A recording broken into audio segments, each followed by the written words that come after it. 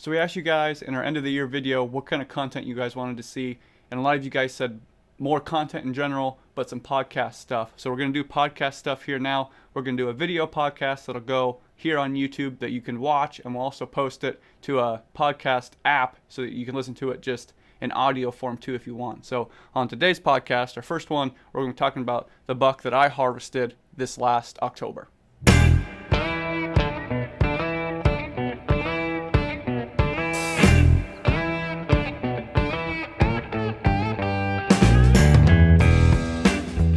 We wanted to do this podcast is so that we could talk about things a little bit more in depth than we can when we're out there, because when we go out there and we film and we scout, like the video you saw with me and Zach, we stopped here where I shot my buck. We talked about it a little bit, but you can't like go so in depth when you're in those videos because you can't have the video go for an hour. So we decided that this might be a way that we can go more in depth and really hit on some of those small details that might be able to help you guys out. And before we get any further, I guess, if you have questions on what we're talking about here or any of our other videos, drop them down below in the comments. We'll answer them in the comments, and then with your guys' permission, we'll probably make more videos specifically about the question you guys ask and give a shout out to the person who asked the question.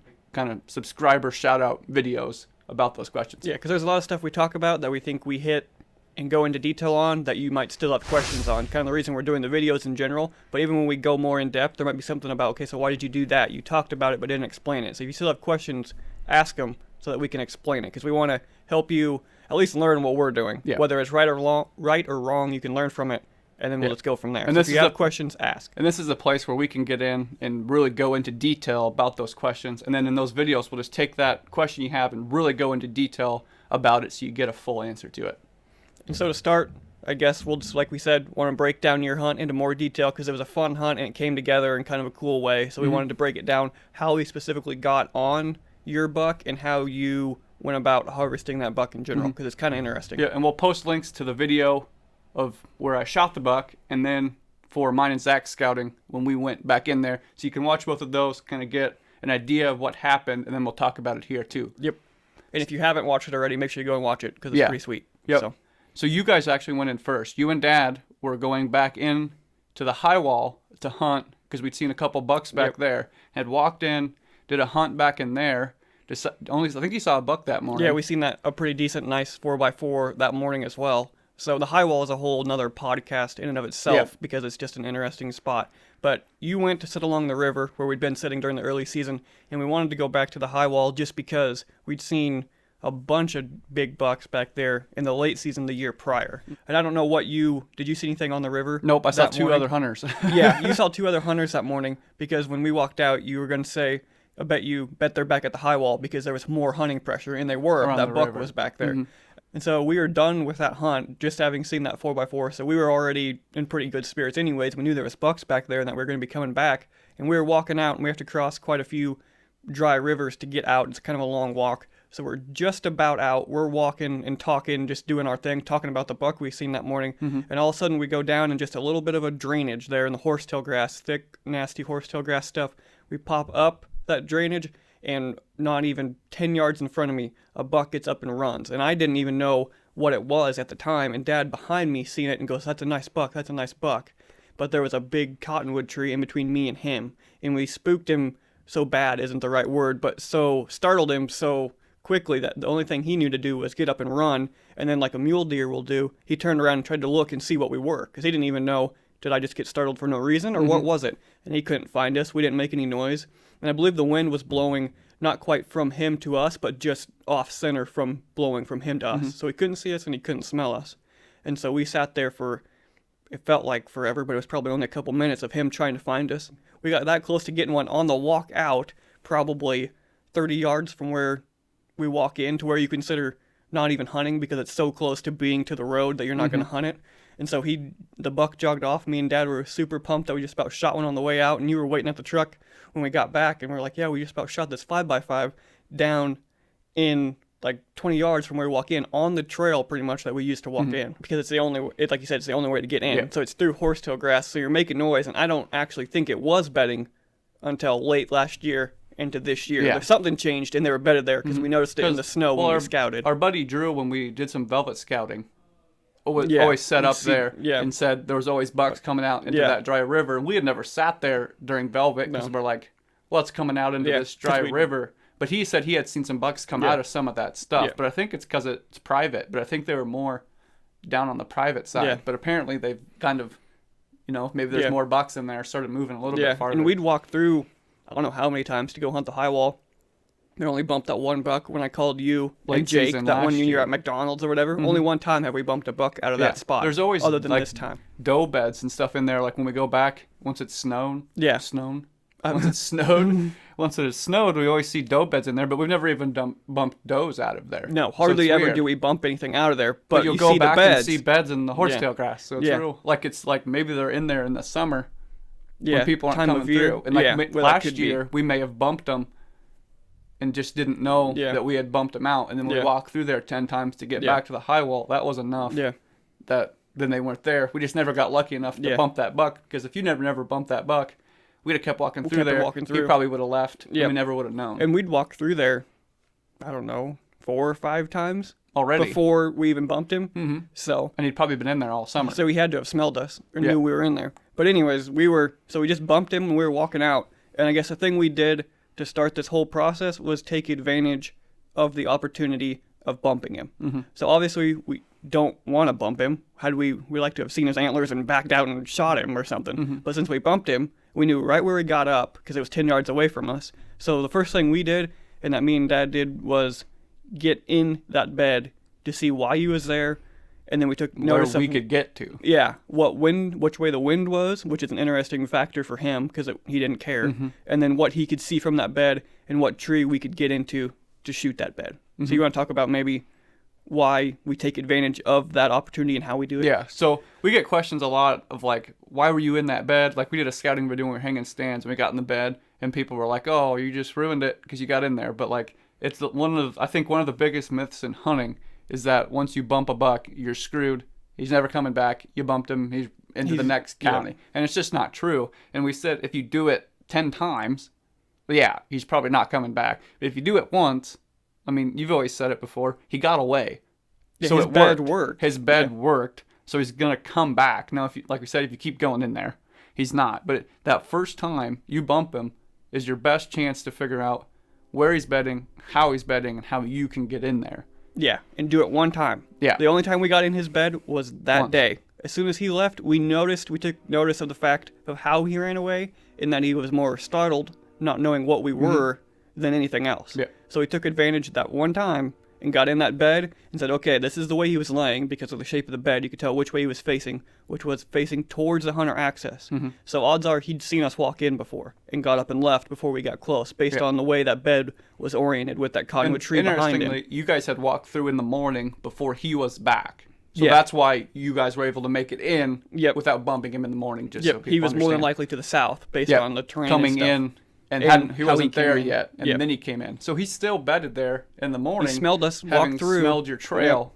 But, like, I mean, he's probably pretty confident because who knows how many times he got away from us. Yeah, last year. He could have been there all last year. Or whoever else. I mean, I don't think anybody else is really going back there, but got away from us every single time. Yeah. So once we got in that bed, like I said, we noticed which way he was facing.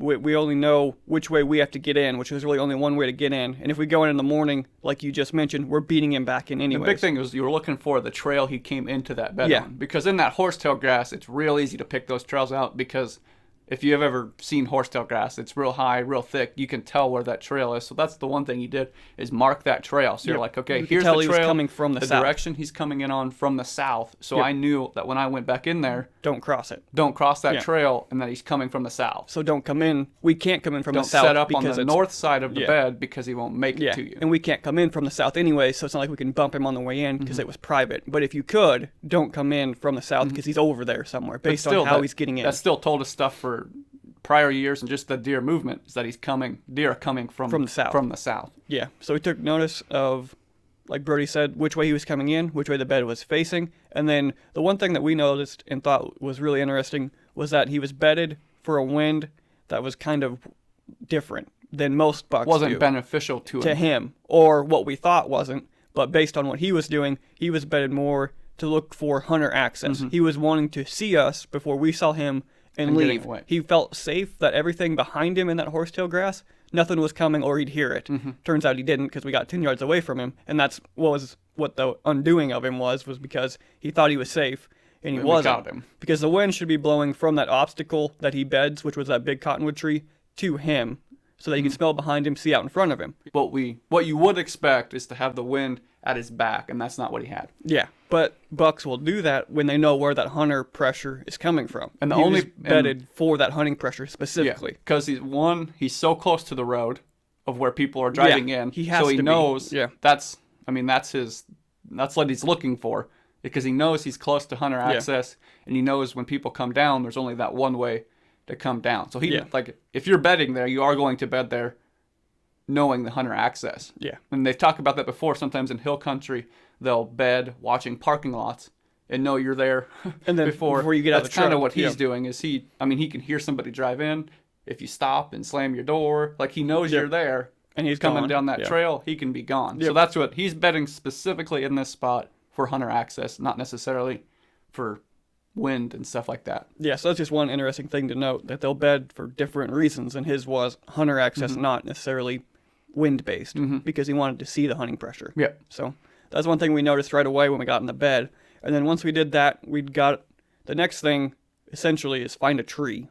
So what tree now can we get in that when he's walking back to his bed, can we be able to shoot him in? And it's hard in there because the horsetail grass is tall, and the cottonwoods aren't straight at all. And we still went with the same wind. So we still waited to try to get that east wind again, just because we knew he was for sure in there on an east wind. Yeah. So you thought wind didn't matter, but when we went back, we made sure that we could have as many things in our favor. So we waited still for an east wind. So you looked for a tree that could get that trail, and I could sit in with an east wind and not spook him before he gets there. So that's the thing you're looking for when you're choosing that tree, is that you need a wind that'll allow you to set up in that tree and not have him smell you, that you can get in and not have him smell you, and that he's going to be there and not have him smell you. So there's 3 different factors of the wind that you have to put into play when you're choosing that tree, because if you can get 2 of them, but you can't sit in the tree you need to get in with the east wind, well, then you're screwed. You got to have to find a different tree. So there's a bunch of things you have to look for when choosing that tree to make sure he doesn't smell you at some point when he's walking in. I guess a lot of times people ask us why we were in that specific spot, and this one's pretty much kind of self-explanatory. But it was basically because we seen him. Yeah. That's why we were in there. There wasn't anything and then you've seen the beds, so that just reaffirmed it and the rubs and stuff. But the whole reason we were there in the first place was just because we seen him. We've been walking through it for a year and a half and never wanted to hunt it just because of where it was close to access and all that stuff. But the reason we were there in general was just because we bumped him. So, and I guess we can go more in depth, I guess, about, people want to know more about why you chose the specific tree that you did. Like you found the bed, now what? Yeah, so kind of like we talked about before, we were looking for a tree, one that had some sort of cover, because anytime you're dealing with a buck of that size and 3.5 years old, he's going to be looking for you. It turns out he was so relaxed he wasn't, but you're looking for some sort of cover to get in there, and then we wanted to be, like we talked about earlier, entry trail. Yeah, so that we could shoot him coming back to that bed, because he's going probably back to that bed or one that's just a little bit away, and then we need the wind so that he can't smell us from where he's coming from or where he's going. And you have to pick access too, because you have to be on the right side to get in order to get in. We were trying the simple way, I guess, to put it is we were getting in between him and his bed, and so that the wind wasn't blowing at him. Yeah. I guess is a simple way to put it. And it's not like there's just one tree there that works. No, there's probably 3 or 4. Yeah, 3 or 4 or 5 or 10. Yeah. In that area. So it's not just like there's only one tree that works. It's just looking at the factors and then finding the tree. Yeah, there's just a bunch of things to think about, and that's the hard part again, that it takes a while to click. What factors do I need to consider when I'm doing it? And the wind and access and where he's coming from are probably the main 3. Yeah, that's the big thing. Is like once you find the bed, and that was always the thing for me when I was out there with those guys. Like I could find the bed now. Like I'd made it that far. I could find the buck beds, but then it was always how do I set up on it to hunt it? And like the big thing is once you find it, get in there, figure out how you can get in without him seeing you. Yeah. So access, like you mentioned. How far can he see? Yeah, how far can he see? How close can you get? And then how is he getting in there? So you can set up on the trail that he's using to get back. That's the next step. And making sure then that you're in there so that the wind he's using doesn't screw up the stand in the tree that you picked. Yeah. So it's just, again, a lot of factors. It takes a little while to click, but once it does, it'll mesh and you'll be good to go.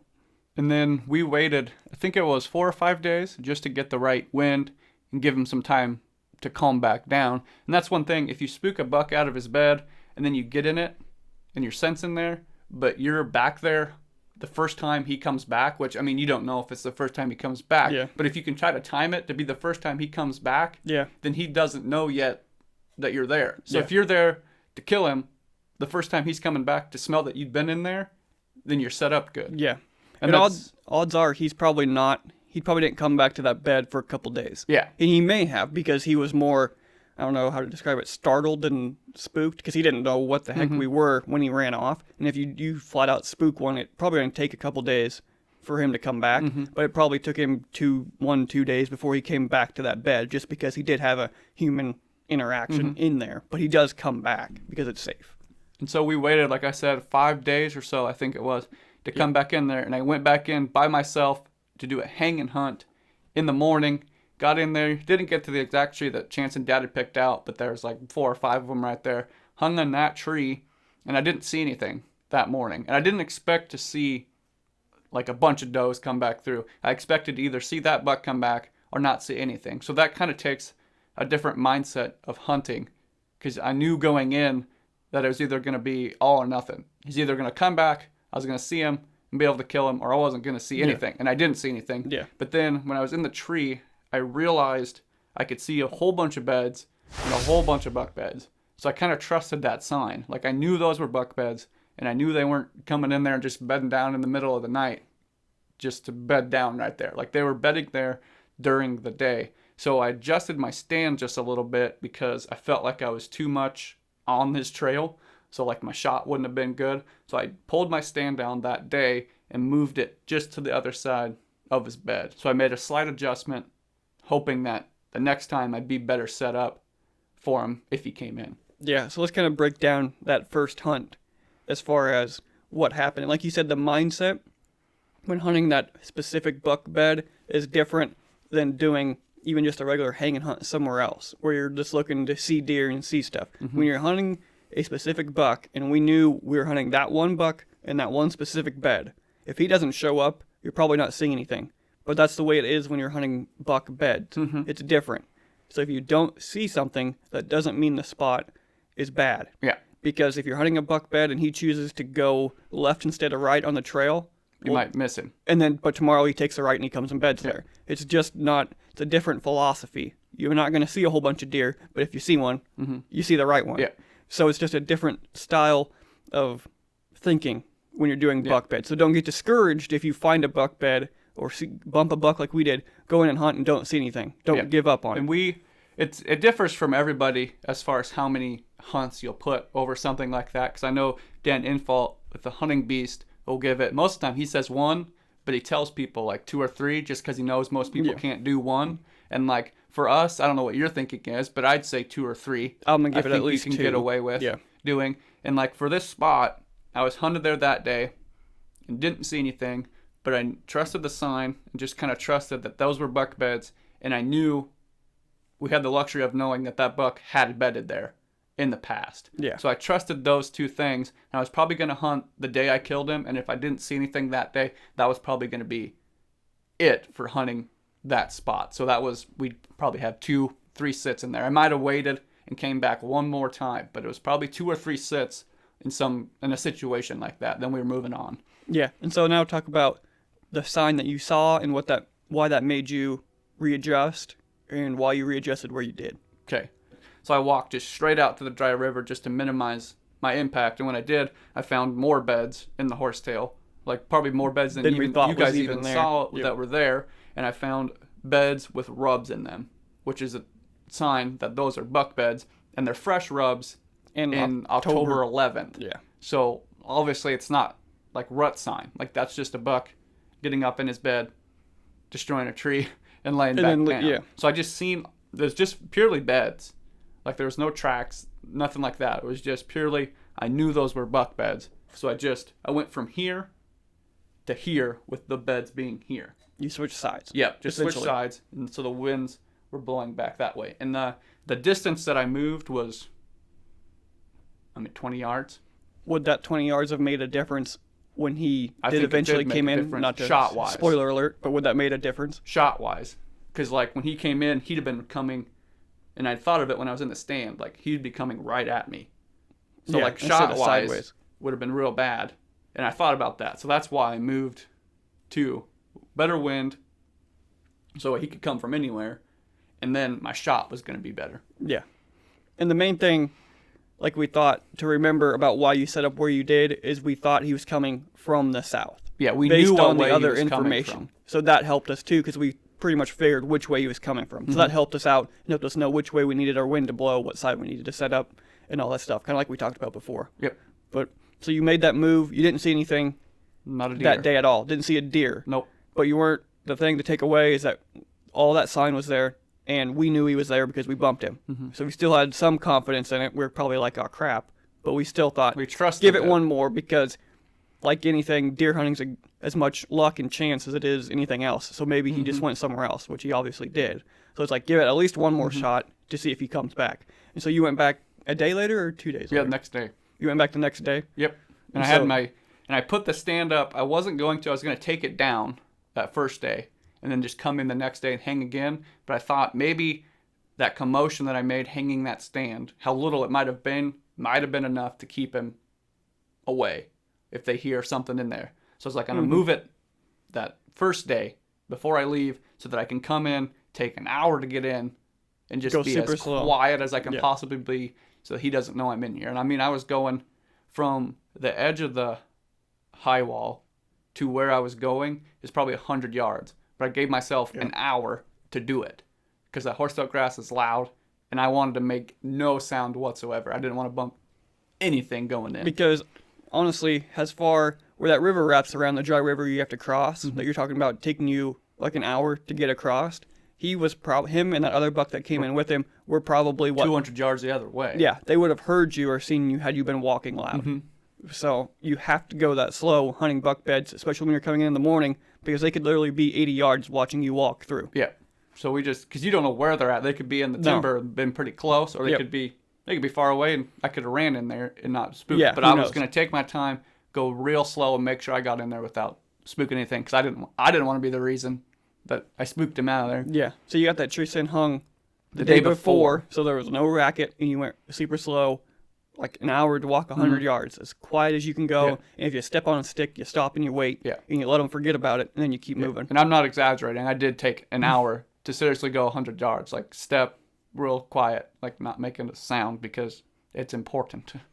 Yeah, especially when you're going after a specific buck like that. And I It's know always he's important, bedding there. and you know he's in there Yeah. somewhere. Like it's some of those times you do a hanging hunt in the morning and you get up and you're going and you just feel like you have to go quiet because there's something like watching you. It's that sort of a feeling, especially when you're hunting bucks like that, because you know there's something somewhere around probably watching you or doing something.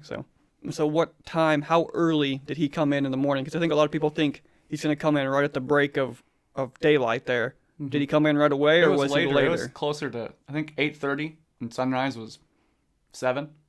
So, like, most of the time, I would have expected a buck like that to be pretty close to his bed by the time sunrise, by the time you get shooting light. But he wasn't. He was probably still...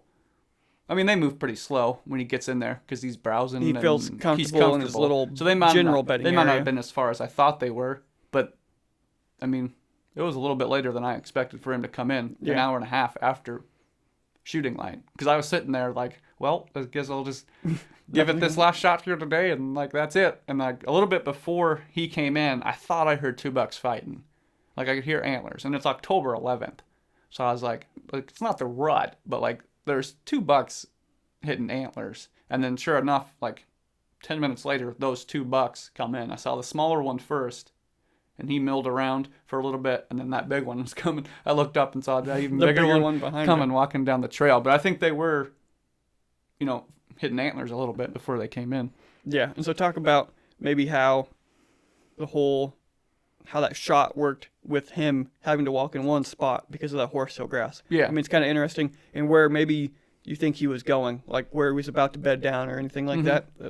That's interesting. Yeah, so one thing I've taken away from we're not new to bow hunting, but having shots and opportunities in bow hunting is they're like kind of play things in your mind before they happen. So when I was sitting in there in the tree stand, I kind of picked my spots where I was like, if he comes down this trail, I can get him here. If he comes over here, I can get him like right below the tree. But and that horsetail grass is so high, it most covers their vitals for the most part. But there were so many beds in there. The trail he was coming on, I knew that when he was walking, I'm gonna either stop him when he gets to this bed that I shot him in, or if he stops there, I'm gonna shoot because it's the only place it's open. So I had planned that, like when he was coming in, I looked and was like, okay, right there is where I'm gonna get my shot. So that, I mean, then then things kind of slow down for you a little bit. You know what you're looking for. You know where you know at what point you need to do what things. Yeah, especially when you're self-filming. So I was like, I knew where I had to have the camera already. Yeah, just get the camera set on it. So, I mean, things did just slow down. You're like, okay, he gets there, he's still got 20 yards to go. Yeah. So it slowed down a little bit. So it just kind of, that was one thing. Is just pick your spot kind of real quick and play that in your mind of where you know he's going to be. Yeah, and his demeanor, if you can tell by watching the footage, he thinks he's fine. Yeah. He has no clue you're there until he gets hit with the arrow. Like, he's so calm, eating stuff, walking around. Like, he felt safe in that spot. That was his bedding area where he felt safe at. You could tell just by his demeanor. And that helped out with the shot and everything because he wasn't looking for you at all to be in there. Nope, he had no clue. And, like, that move that I made, moving my stand, was what made the difference because he'd have been facing me.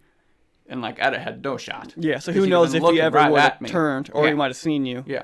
So, I mean, it worked. I mean, you do get lucky a little bit, but he came in on the right trail and got him right in that bed.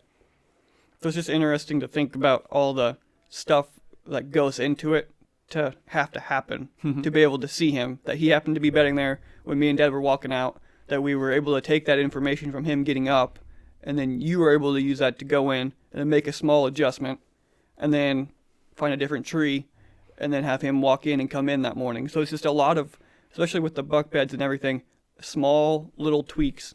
So if your stand isn't in the right spot, move it. Because there was times where we'd get caught up before in years past leaving a stand because it was kind of close. We've seen a buck over there, but now it's like if we see a buck over there, we're moving it. There's no use wasting time. Like, I hate I don't like to put up a stand, tear it down and put it up just as much as the next guy. But, like, you have to do it. Like, I didn't want to tear that stand down when I climbed down at 11 and haul it all one piece at a time over quietly to the other tree and put it up, get everything ready, and then leave. But, like, I knew I had to do it if I was going to get an opportunity to kill that buck. That's kind of the theme throughout the year for us was small tweaks and moving, because even Dad's buck was a slight move from somewhere else to somewhere else. But that's kind of the thing we learned on this hunt was once we get that information and when you have the chance to get that information, when you bump that buck, don't go, oh crap, bump the buck, just about got a shot at him. That was pretty cool. And then walk out and leave.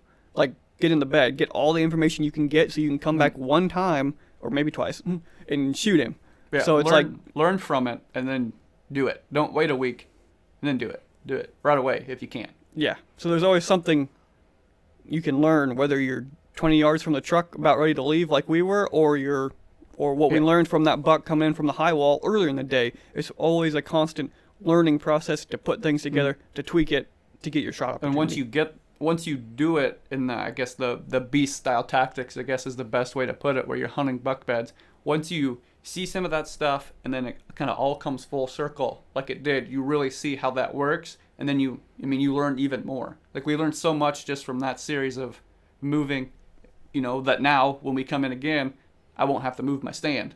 Because you'll know where to put it the first time. How to do it the first time. But, like, you learned so much buck bedding wise doing that.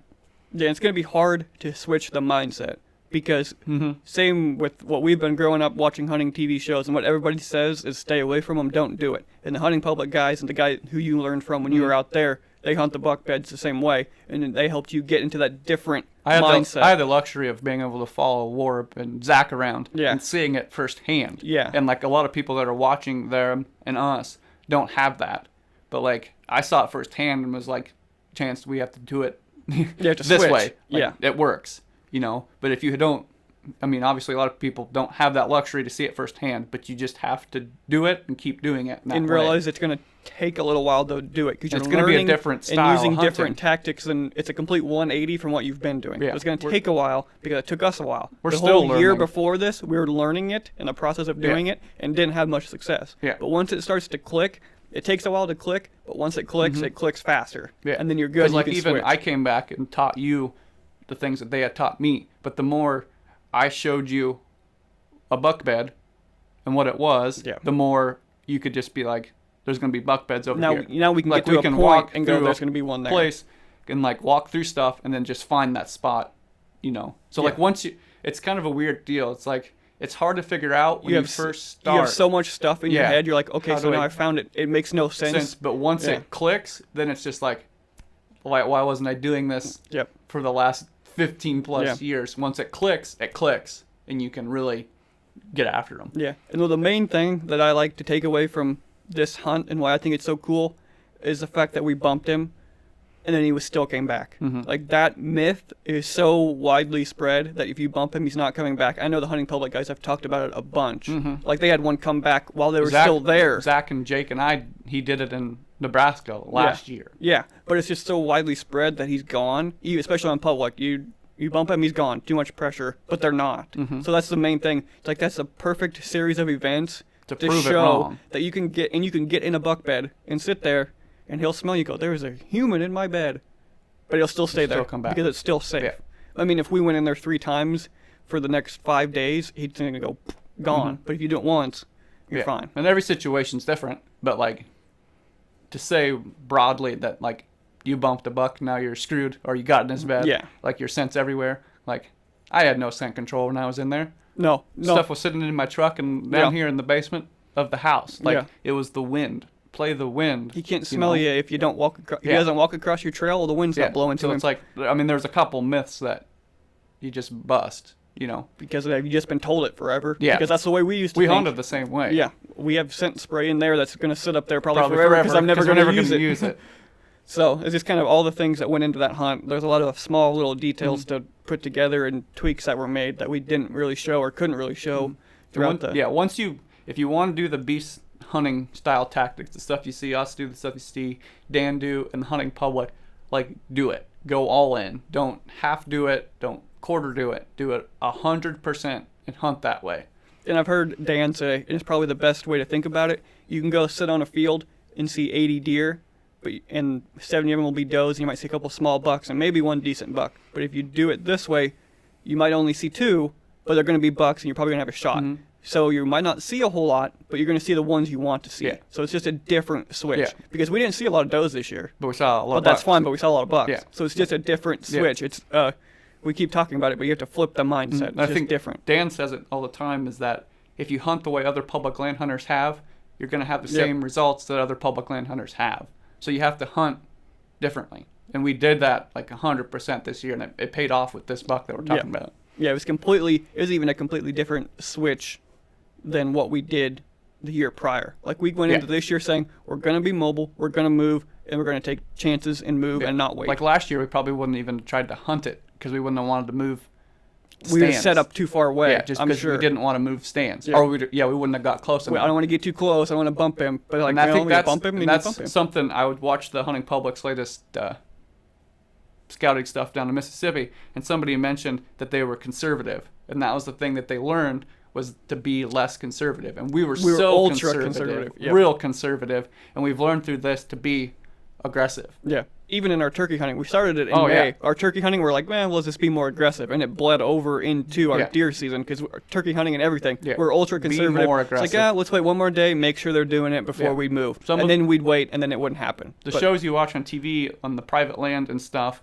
and they have the opportunity, they can be more conservative because of where they're hunting. And then you watch that and try to put conservative tactics onto public land, and it just doesn't work that often. But like you said, we just got more aggressive. And I guess that's a good way to sum it up, is to be aggressive, be less conservative, and just go for it. Yeah, and be smart in your aggressiveness. But you're going to have to bump bucks to learn about how to kill them. Yeah, you're just going to. Like does will catch us and piss us off and run away. And we're like, dang, but you learn from it. You're going to have to bust deer to shoot deer. It's just the way it's going to have to be. In order to learn, you're going to have to make the mistake. And we've made tons of mistakes. and we made a bunch before that, and we made a bunch after that. But it's just putting it together that makes it work. Mm-hmm. So we got the links to my hunt and then to me and Zach scouting this area linked up above. So you can watch those, learn a little bit more about the bedding, what Zach thinks of it, and then rewatch the hunt. To kind of get a feel for the areas and the directions and everything we were talking about. Yep, so you can see a little bit more firsthand, and we had footage overlaid over this to give you an idea. But if you have any questions about this buck, how we killed it, or how he was bedding, or questions about just anything in general, just drop them in the comments below, and there's probably a high likelihood that we'll answer them in a short video as well. So just, any question, simple, hard, drop it down below. In this video, DM us on our social media or ask us on Facebook or anything. We'll use those, make videos out of them, give you guys a shout out, and just answer questions. That way we can go into even more detail on the specific things that you have questions on. And we might take them and answer them again on one of these video podcasts or make short videos, but we want to be able to go into more detail with these podcasts and with your guys' questions. So super fun hunt. Hopefully we went into enough detail for you. And like I said, if we didn't, ask us the question.